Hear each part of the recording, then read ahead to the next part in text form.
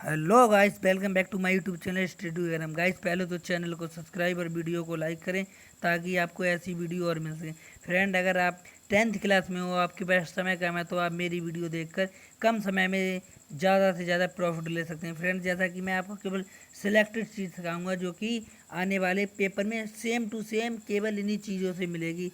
आइए तो फ्रेंड, आज हम अपना चैप्टर स्टार्ट करते हैं, विद्युत। यानी कि विद्युत विद्युत क्या है आपको फ्रेंड मैं बता रहा हूँ। आपको मैं 100% गारंटी दे के बता रहा हूँ कि आपको इस वीडियो देखने के बाद कोई रटने की ज़रूरत नहीं है। जैसा कि मेरी आपने थीम देखी है कि रटो मत समझो। मतलब क्या होता है विद्युत, यानी चालक, अर्धचालक, अर्धचालक, विद्युत धारा, आवेश, विद्युत विभव, विद्युत विभवांतर, एम्पियर, प्रतिरोध और ओम और प्रतिरोध। केवल फ्रेंड इतनी चीज़ें हैं। मैं फ्रेंड कुछ मिनटों में आपको ये पढ़ाऊंगा नहीं, केवल समझाऊंगा। आप स्वयं कुछ लिख सकते हैं। आप फ्रेंड फिर किसी का मॉडल उठाना, मास्टरमाइंड, अवतार, दिनेश, विद्या, राजीव, किसी का मॉडल लेना। फ्रेंड, अगर इससे बाहर आपको कुछ मिल जाए तो मेरी वीडियो को डिसलाइक कर देना। अगर फ्रेंड आपको वीडियो अच्छी लगे और समझ में आ जाए तो फ्रेंड वीडियो को लाइक और चैनल को सब्सक्राइब करना। तो फ्रेंड, आइए शुरू करते हैं। यानी हम शुरू करते हैं किससे? चालक से। यानी चालक क्या होता है, सबसे पहले हम स्टार्ट करते हैं चालक। चालक क्या होता है? यानी कि चालक, चाल आ रहा है ना सब इसमें, चाल और लक यानी चालक, जिसमें ऐसी एक तार है फ्रेंड, जिसमें एक करंट चला जाए ना, जिसमें करंट, जैसा कि हम बोलचाल में बोलते हैं ना करंट, जिसमें करंट चला जाए उसी को हम बोलते हैं चालक। जैसे कि करंट किस किस में चला जाता है? लोहे की सलिया हो, मतलब तार हो, मैं सारी धातुओं में करंट चला जाता है। सारी धातुएं चालक हो जाती हैं, जैसे लोहा, कॉपर, जिंक, एल्यूमिनियम, सिलिकॉन। यानी कि सब कुछ सिलिकॉन ही फ्रेंड। यानी सिलिकॉन तो वो होता है अर्धचालक, वो होता चालक, यानी कि वो है अर्धचालक लेकिन बाद में बन जाता है चालक। कोई भी धातु ले लीजिए फ्रेंड आप, सब में जिसमें करंट प्रवाहित हो जाता है वो होते हैं चालक। चालक और अचालक क्या होते हैं? इसी को चालक को ही बोलते हैं सुचालक, यानी स्वतः चाल, जो स्वतः चाल चले उसे बोलते हैं सुचालक या चालक। एक होता है अचालक, अचालक को बोलते हैं कुचालक या अचालक, जिसमें करंट प्रवाहित ना हो। यानी कि हमने जैसे बिजली का तार लिया, उसमें लगाया और उसमें करंट प्रवाहित नहीं हुआ तो वो हो गया अचालक। जैसे कि लकड़ी, लकड़ी लकड़ी हुआ, कांच, कांच यानी लकड़ी, कांच, कांच हुआ। फ्रेंड, कांच और शीशा में अंतर होता है? आप हमें कमेंट करके बताओ। तो फ्रेंड, अब इसके बाद है अर्धचालक। अर्धचालक क्या होता है?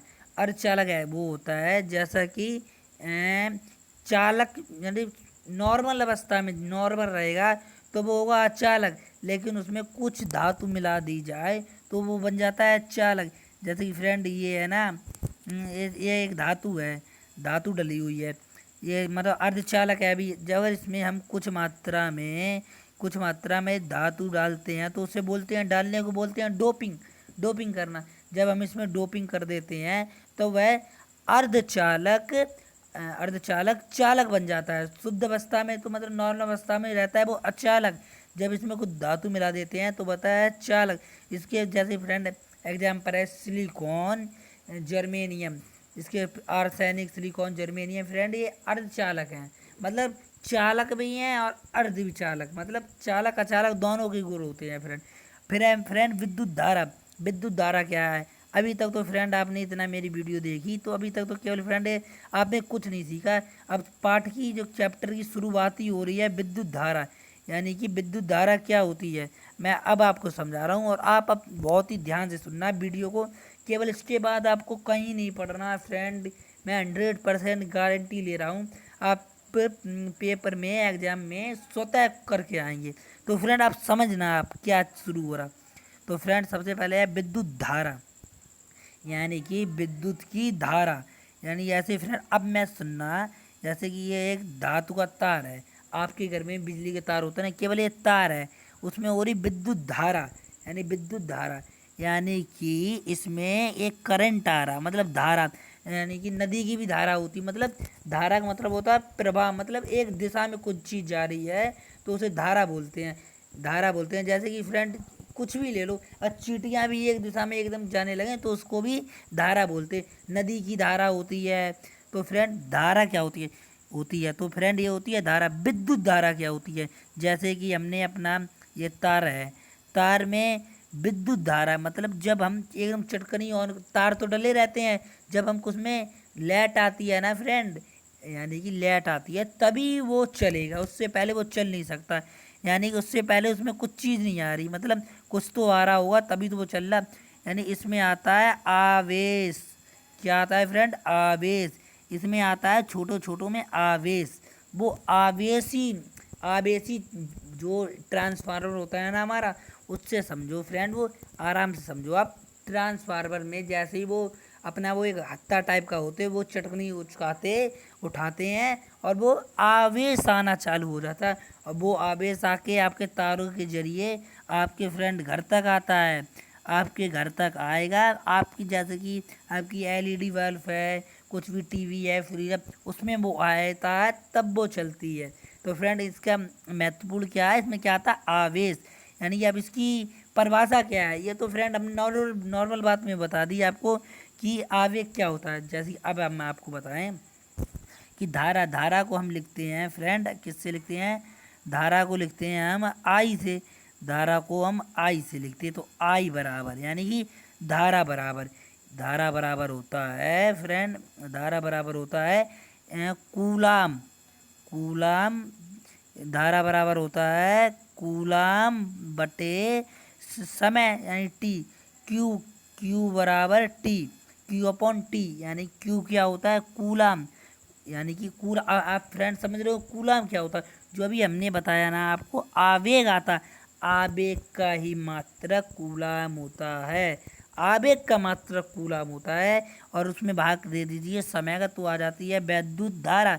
यानी कि इसकी फ्रेंड डेफिनेशन क्या हुई, यानी किसी डेफिनेशन नहीं, एक सेकंड में जितना हमारे पास कूलाम आ रहा, यानी कि कूलाम आवेग आ रहा है ना, जो पॉइंटों में आ रहा था, अभी मैंने ऐसे समझाया था। यानी कि कितना जो वो आ रहा है ना आवेग, कितना पॉइंट में, उसमें जितने समय में आ रहा है उसका भाग दे दीजिए, डिवाइड कर दीजिए आप उसको, तो आ जाती है वैद्युत धारा।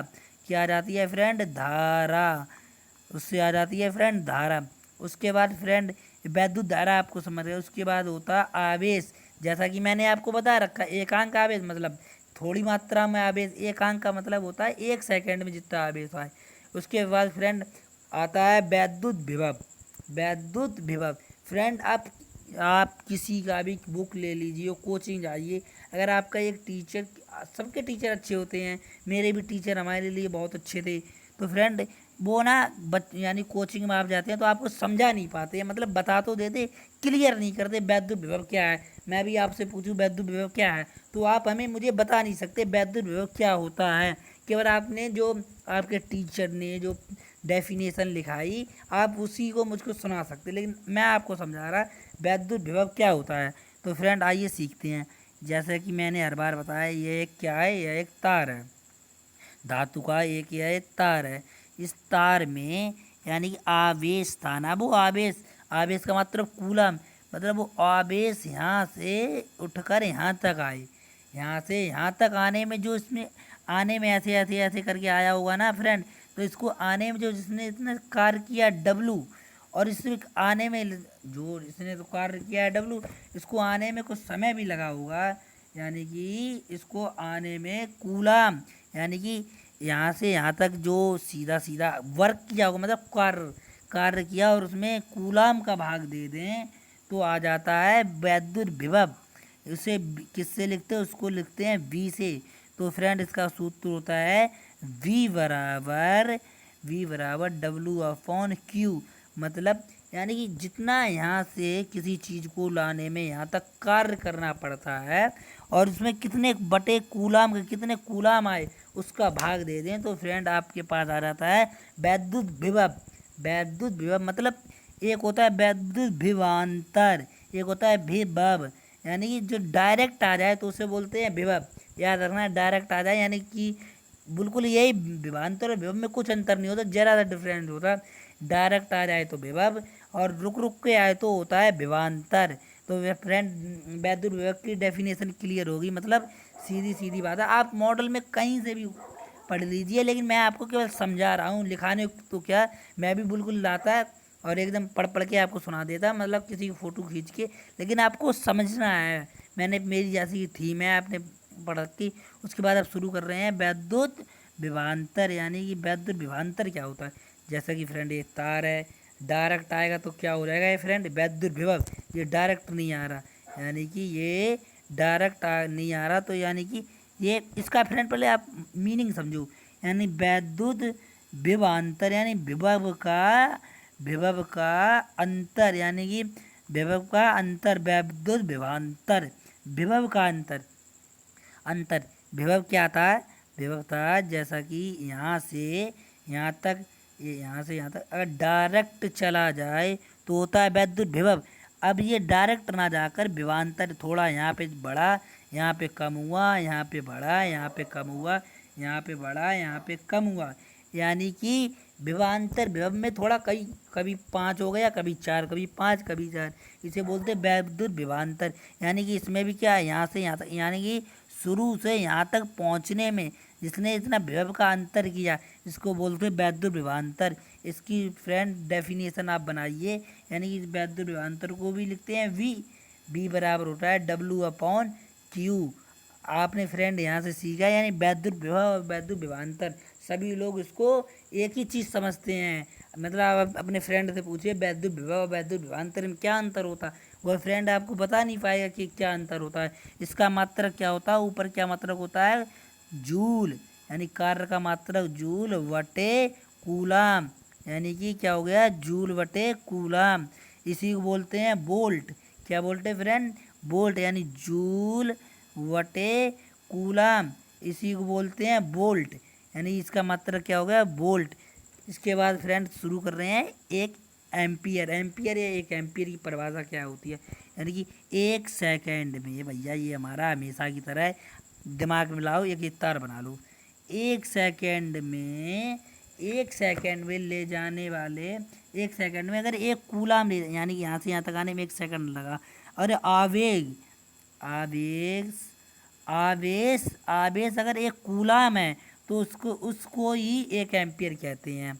मतलब यानी कि 1 सेकेंड में, 1 सेकेंड में ले जाने वाले, उसको ही 1 सेकेंड में ले जाने वाले, 1 सेकेंड में अगर एक कूलाम आवेश चला जाए तो उसको बोलते हैं एक एम्पियर, 1 एम्पियर। उसके बाद है वैद्युत प्रतिरोध। वैद्युत प्रतिरोध क्या होता है, प्रतिरोध। तो फ्रेंड पहले आप समझ शब्द पे जाया करिए, शब्द क्या है, यानी वैद्युत प्रतिरोध, यानी कि प्रतिरोध यानी रोकने ज़्यादा शब्द है प्रतिरोध, यानी कि हमेशा तार बनाइए। यहाँ से ये हमारी ना फ्रेंड, यहाँ से हमारी ये धारा जा रही है, धारा जा रही है, इसमें अगर रुकावट आ जाए, जगह जगह पे रुकावट आ जाए तो उसे बोलते हैं वैद्युत प्रतिरोध, यानी वैद्युत प्रतिरोध रुकावट, यानी वैद्युत प्रतिरोध रुकावट। यानी कि अगर फ्रेंड आप अपनी लॉजिक से बताइए, अगर वैद्युत धारा अगर तेज जा रही है तो प्रतिरोध कम होगा या ज़्यादा, तो प्रतिरोध कम होगा। मतलब ये जगह जगह पे कम लगे तभी वैद्युत धारा ज़्यादा जाएगी, अगर वैद्युत प्रतिरोध ज़्यादा लगे तो वैद्युत धारा हमेशा कम होएगी। तो फ्रेंड ये तो मैंने आपको समझा दिया। इसकी परिभाषा भी फ्रेंड कुछ नहीं है ना, इसकी डेफिनेशन तो इसकी ये है कि यानी कि इसकी डेफिनेशन भी बिल्कुल वो ही है ना, जैसे कि ऊपर से वैद्युत प्रतिरोध की चलती हुई आ रही वैद्युत विभवांतर। इसकी फ्रेंड परिभाषा मत, आप पहले समझो इसको समझने के लिए आपको कुछ नहीं, आराम से इसको समझिए। इसकी डेफिनेशन है कि यहाँ से देखो फ्रेंड, आप समझाएं, यहाँ से एक तार लिया हमने, अरे चल जाना, सॉरी फ्रेंड पेन रुक गया था ना इस चक्कर में। यानी कि यहाँ से यहाँ से एक चालक में लगाए गए विभवांतर, मतलब यहाँ पे कोई एक विभवांतर लगाया और यहाँ पर पहुँचने में विभवांतर में जितना वोल्ट लगा और तथा उसमें धारा कितने की जा रही थी, उसी के अनुपात को कहते हैं वैद्युत विभवांतर। यानी धारा आ गई अपॉन में, यानी धारा तेज होगी, बढ़ेगी तो वैद्युत प्रतिरोध कम होगा, और वैद्युत प्रतिरोध तेज होगा तो धारा कम होगी। आया फ्रेंड समझ में। इसको फ्रेंड बिल्कुल नॉर्मल है, ये धारा का उल्टा होता। अब फ्रेंड इस पूरे चैप्टर की जान शान मान कुछ भी समझिए, इसे नहीं पढ़ा तो आपने कुछ नहीं पढ़ पाया। तो इसके बाद आप शुरू हो रहा है ओम का नियम। ओम का नियम, वैद्युत प्रतिरोध का मात्रक होता है ओम। अब ओम का नियम पढ़ना हमें, तो फ्रेंड आइए पढ़ते हैं ओम का नियम। आज मेरे पैर में फ्रेंड थोड़ी सी प्रॉब्लम हो रही है चलने में, तो अब देखते हैं फ्रेंड ओम का नियम।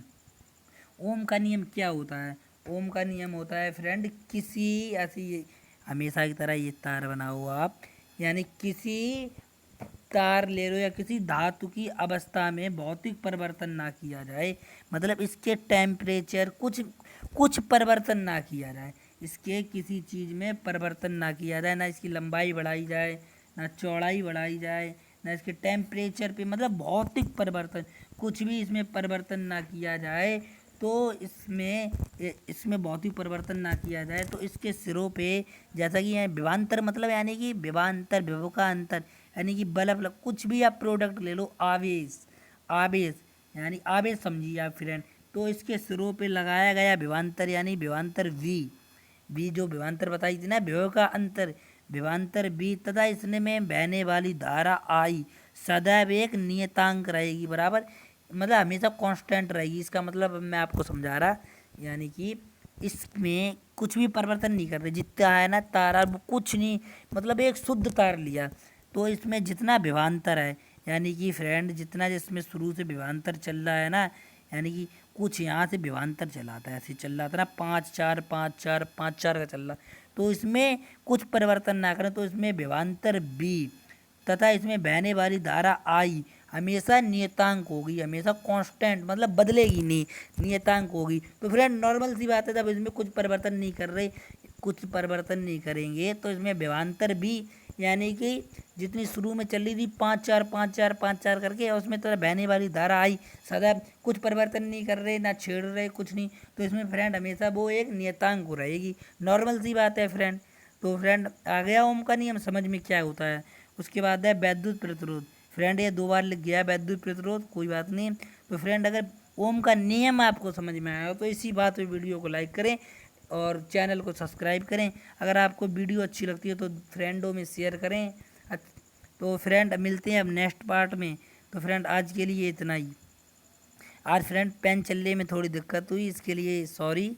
तो मिलते हैं अब नेक्स्ट पार्ट में। अगर फ्रेंड आपकी करीब 20 मिनट में, 17 से 20 मिनट के बीच में ये क्लियर हो रहा है, 20 मिनट के आसपास, तो फ्रेंड समझ लीजिए आपने बहुत कुछ पढ़ लिया। इसके लिए समझ लीजिए आप, अब मैं बोल रहा हूँ गारंटी, आप किसी का मॉडल, मतलब बच्चे तो एग्जाम पे टाइम पे मॉडल से ही तैयारी करते हैं, किसी कोई सा मॉडल ले लिया, आप उठाइए फ्रेंड, बिल्कुल जो मैंने बताया, मैं 100% बता रहा हूँ फ्रेंड, आपने जो कुछ मैंने आपको बताया 100% वो ही होगा, आप अगर समझ पाए तो उसे, बिल्कुल मैंने ये समझी, इसका बिल्कुल समरी आपको बताई। केवल कहीं 20 मिनट में चैप्टर नहीं पढ़ाया जा सकता, आप अपने कोचिंग में भी पढ़ा होगा, करीब इसे पढ़ाने में ही 3 4 दिन लग जाते हैं। तो फ्रेंड इसी बात पे चैनल को सब्सक्राइब और वीडियो को लाइक कीजिए। तो हम मिलते हैं अब नेक्स्ट पार्ट में। आज के लिए इतना ही, धन्यवाद। अरे यार।